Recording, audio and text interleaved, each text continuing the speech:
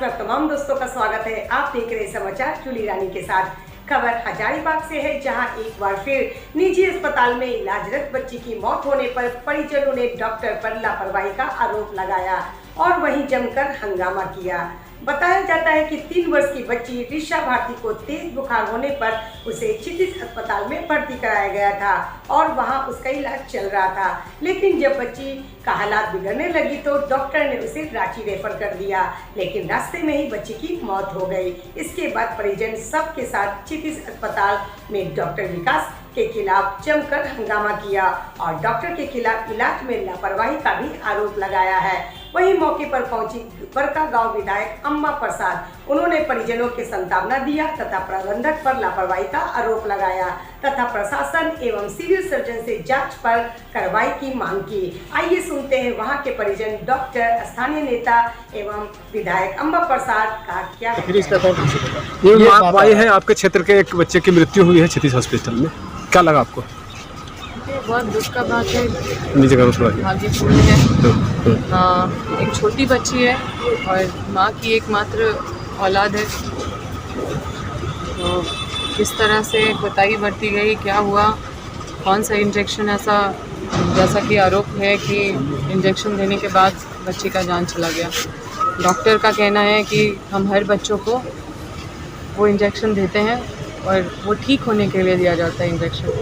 तो ये डॉक्टर्स के टीम के तरफ से जांच होनी चाहिए, जो कि हमने बोला है इनको कि सिविल सर्जन से भी बात किया है, उन्होंने भी बोला है जांच करेंगे और साथ में पुलिस प्रशासन को भी इंफॉर्मेशन पहुंच गई है, वो इनका आवेदन लेके एफआईआर करेंगे।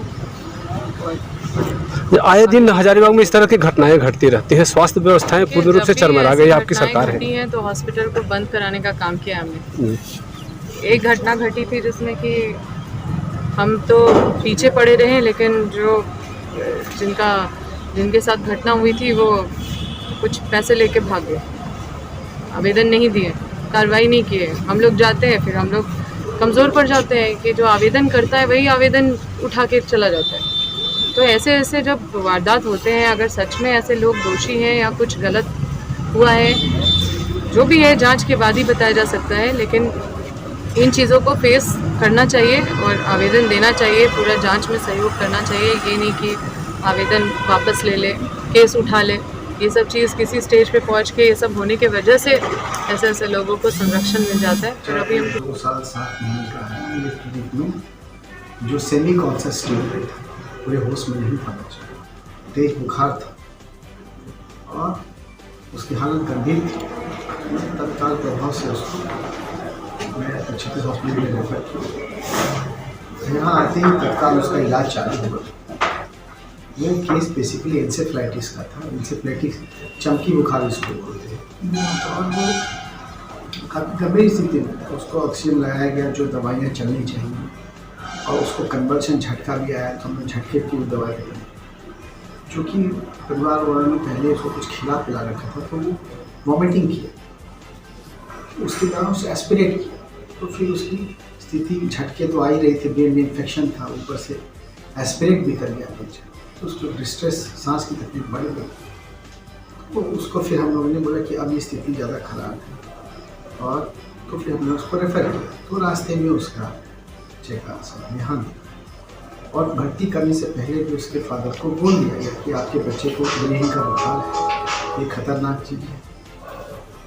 तो वो उसके रिक्वेस्ट करने पर भर्ती किया। उसके बाद यहाँ लाने पर भी उसको सारी स्थिति को समझा के उससे लिखवाया गया, स्थिति को समझा के उससे साइन करवाया गया, तभी हम लोगों ने एडमिट किया। और ऐसा ये सारी स्थिति, और जो अस्पताल में वो बच्चा मुश्किल से मुश्किल 1 से 1.5 घंटा रहा। 1 से 1.5 घंटे में ऐसी स्थिति कि ये हालत हुई बच्चे की, कोई लंबे से इलाज नहीं चल रही थी।